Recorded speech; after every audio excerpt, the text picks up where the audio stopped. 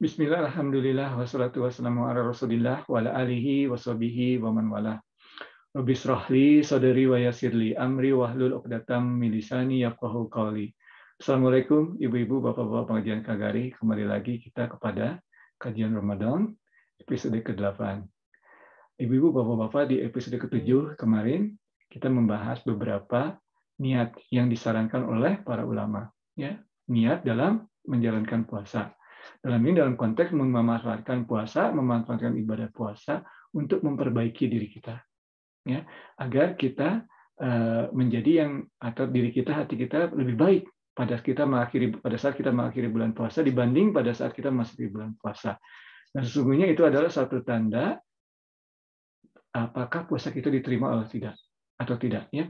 Jadi para ulama menyebutkan tanda-tanda apakah puasa kita diterima atau tidak adalah kita lihat diri kita sendiri, apakah kita lebih dekat kepada Allah setelah bulan puasa berakhir dibanding kita memasuki bulan puasa. Apabila kita lebih dekat, sholat kita lebih baik, kita mulai menjalankan sholat malam, kita mulai menambah membaca Al-Qur'annya, kemudian kita mulai dapat menahan diri dari amarah, ya, tidak cepat marah, ya, kemudian pandangan kita juga dijaga dan sebagainya, itu tandanya puasa kita diterima karena kita menjadi diri dan hati yang lebih baik.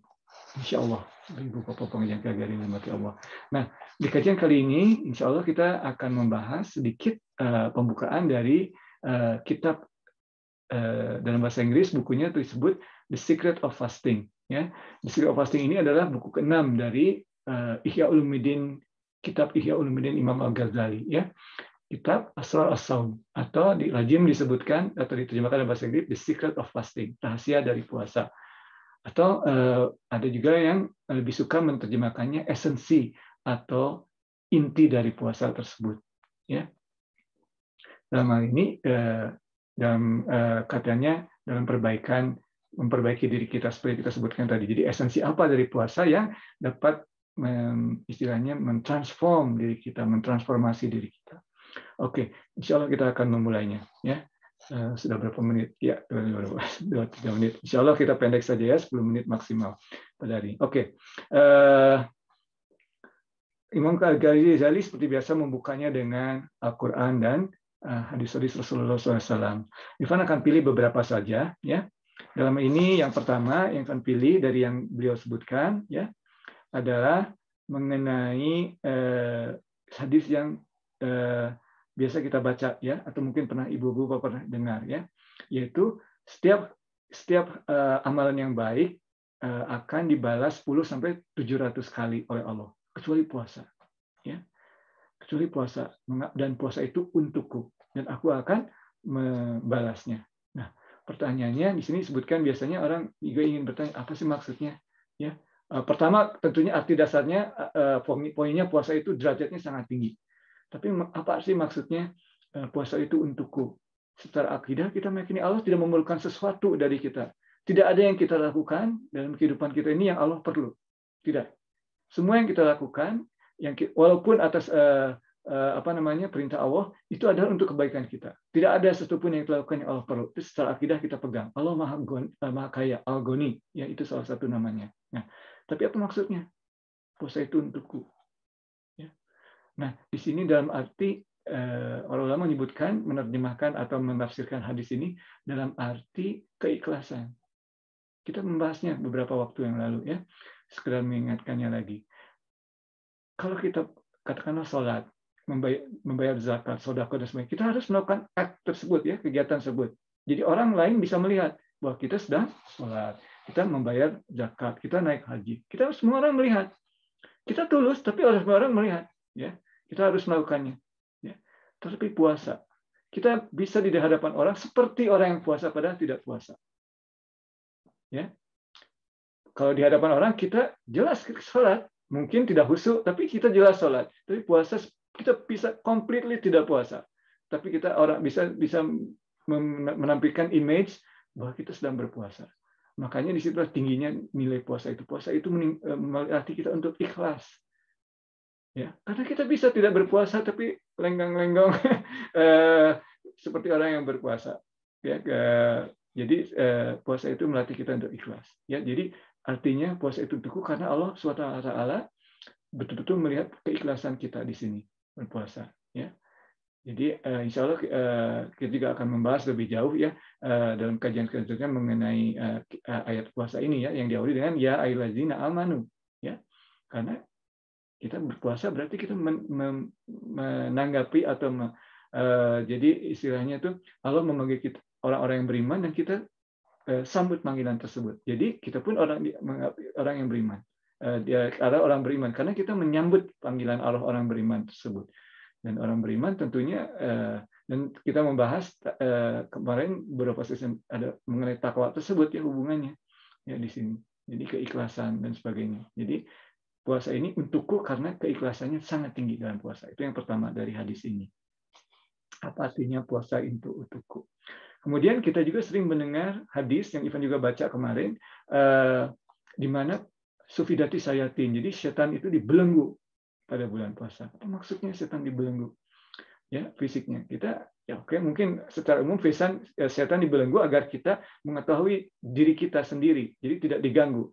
Kalau kita melakukan hal yang buruk di bulan puasa, itulah diri kita. Tidak diganggu setan, betul-betul kita. Ya, jadi memang kadang-kadang setan itu kekuatannya hanya membisikkan. Setan tidak mampu buat apa-apa kecuali berbisik. Ya, hanya membisik. Yang melakukan itu selalu kita. Di bulan-bulan selain bulan puasa pun seperti itu. Setan hanya mampu berbisik. Dalam surat yang kita baca, surat An-Nas ya, min syarri waswasil khannas ya. Jadi waswasa itu bisikan. Khannas itu adalah salah satu setan yang membisikkan kemudian lari. Itu al-khannas ya. Seperti itu. Jadi itulah ya. Jadi di lain bulan puasa setan ada membisikkan sesuatu terus kita lakukan. Mungkin yang kita lakukan lebih baik dari yang tadinya dibisikkan oleh setan. Mungkin lebih baik dari lebih buruk ya, maaf ya, mungkin lebih buruk. Jadi setan hanya melakukan ini, kita melakukan lebih dari itu sampai setan tersebut bangga. Subhanallah. Ya, jadi kita mohon untuk dilindungi dari hal tersebut. Dan di bulan puasa kita dijaga oleh Allah karena setan-setan tersebut dibelenggu, sufidati sayatin. Dan di sini Allah Subhanahu wa taala sallallahu alaihi wasallam dalam suatu konversasi dalam satu hadisnya dengan Aisyah radhiyallahu anhu menyebutkan bahwa setan itu mengalir dalam darah kita. Ya, harus hati-hati, setan itu mengalir dalam darah kita tiap hari, kecuali pada saat bulan puasa. Ya, mengalir dalam darah kita, mengganggu kita dalam hati, segitu dekat. Ya, mengalir dalam darah kita. Dengan berpuasa kita itu menghentikan, karena kalau kita puasa lemas ya, aliran makanan atau energi dalam darah itu berkurang dan sebagainya. Jadi Allah mengartikan hadis tersebut bahwasanya dengan berpuasa, dengan hunger ini, dengan kelapar ini, kita sebetulnya mengkonstrik ya.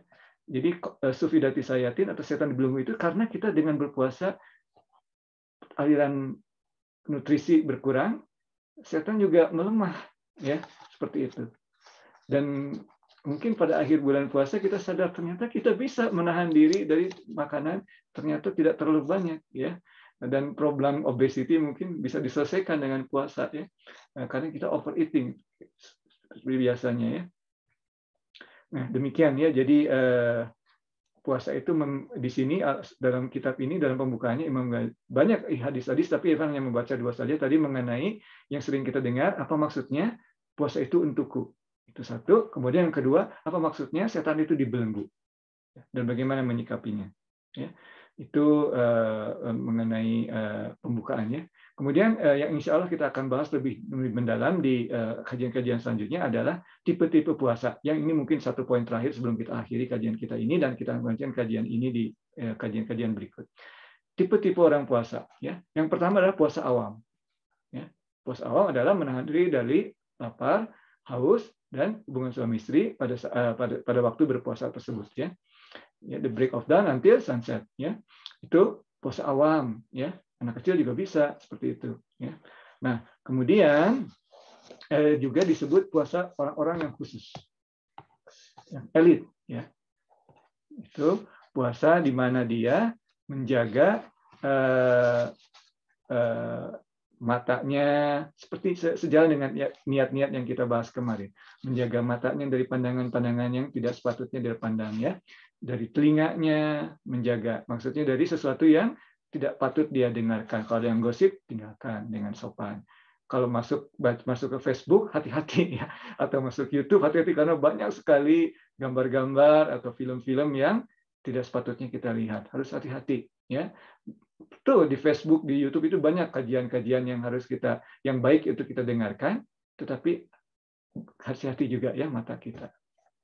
Kemudian tentunya tangan kita, kaki kita ya, tangan kita yang kita lakukan harus hati-hati. Yaitu puasa orang-orang yang khusus ya. Jadi limb kita dalam bahasa Inggris limb ya, mata, hidung, telinga, ya, tangan, ya, mulut itu dijaga. Ya, jangan gosip, jangan berbohong dan sebagainya ya.